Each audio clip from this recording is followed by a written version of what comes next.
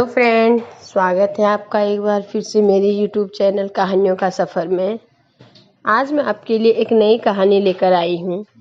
लेकिन उससे पहले अगर आपने मेरे चैनल को अभी तक सब्सक्राइब नहीं किया है तो प्लीज़ मेरे चैनल को सब्सक्राइब कीजिए और आगे शेयर कीजिए।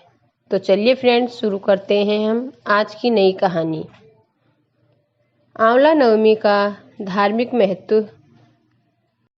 आंवला नवमी के दिन ही भगवान विष्णु ने कुष्मांडक नामक दैत्य को मारा था।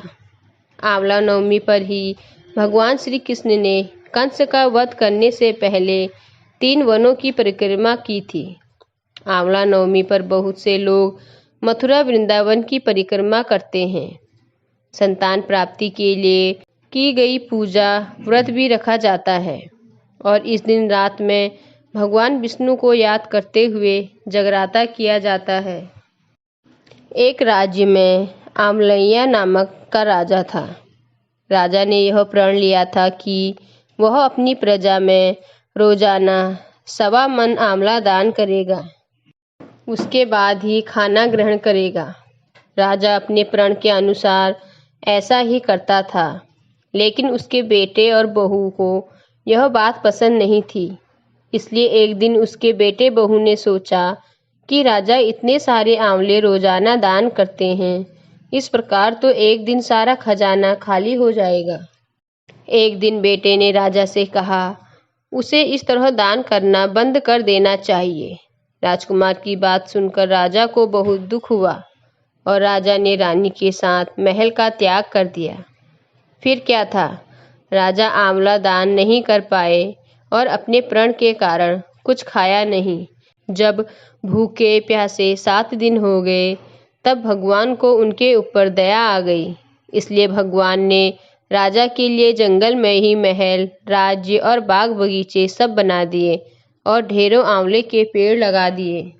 जब राजा रानी ने यह देखा कि जंगल में उनके राज्य से भी दोगुना राज्य बसा हुआ है, राजा रानी से कहने लगे, देखो रानी, कभी भी सत्य का साथ नहीं छोड़ना चाहिए। आओ नहा धोकर आंवला दान करें और भोजन ग्रहण करें। राजा रानी ने आंवले दान करके खाना खाया और खुशी खुशी नए महल में रहने लगे।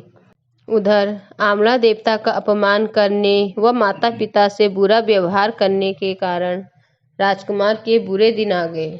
उसका राज्य शत्रुओं ने छीन लिया। वह दाने दाने को मोहताज हो गया और काम ढूंढते हुए अपने पिताजी के राज्य में आ पहुंचा। उसकी हालत इतनी बिगड़ी हुई थी कि पिता ने उन्हें बिना पहचाने हुए काम पर रख लिया। बेटे बहू सोच भी नहीं सकते कि उनके माता पिता इतने बड़े राज्य के मालिक भी हो सकते हैं। सो उन्होंने भी अपने माता पिता को नहीं पहचाना। एक दिन बहू ने सास के बाल गूंथते समय उनकी पीठ पर मस्सा देखा। उसे यह सोचकर रोना आने लगा कि ऐसा मस्सा मेरी सास के भी था। हमने ये सोचकर उन्हें आंवले दान करने से रोका था कि हमारा धन नष्ट हो जाएगा। आज वे लोग न जाने कहाँ होंगे। यह सोचकर बहू को रोना आ गया और आंसू टपक कर सास की पीठ पर गिरने लगे। रानी ने तुरंत पलट कर देखा और पूछा कि तुम क्यों रो रही हो? उसने बताया, आपकी पीठ जैसा मस्सा मेरी सास की पीठ पर भी था। हमने उन्हें आंवले दान करने से मना कर दिया था, इसलिए वे घर छोड़कर कहीं चले गए। तब रानी ने उन्हें पहचान लिया, सारा हाल पूछा और अपना हाल बताया। अपने बेटे बहू को समझाया कि दान करने से धन कम नहीं होता बल्कि बढ़ता है। बेटे बहू भी अब सुख से राजा रानी के साथ रहने लगे। तो फ्रेंड्स, आपको आज की कहानी कैसी लगी मुझे कमेंट कर ज़रूर बताएं। धन्यवाद।